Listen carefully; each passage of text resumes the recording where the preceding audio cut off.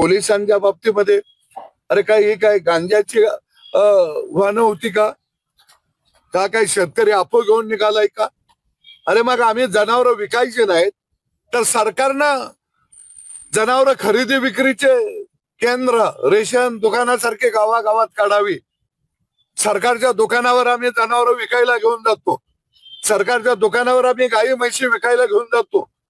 जी किंमत बाजार मूल्य असेल तो सरकारनं द्यावा आणि जनावरं खरेदी करावी ती. अरे आम्हाला इथं तर व्यवसाय चांगला करून दे. गोवंश हत्याबंदी कायदा हा आता गोपालक हत्या कायदा बनलेला आहे आणि म्हणून हा कायदा रद्दच झाला पाहिजे ही भूमिका गावगाड्यातल्या शेतकऱ्याची आहे. आणि मी सरकारला इशारा देतो, हे तुम्हाला महागात पडेल. तुम्ही शेतकऱ्याच्या गोट्यामध्ये हात घालू नका. शेतकरी या तथाकथित गो रक्षकांना वैतागलेला आहे.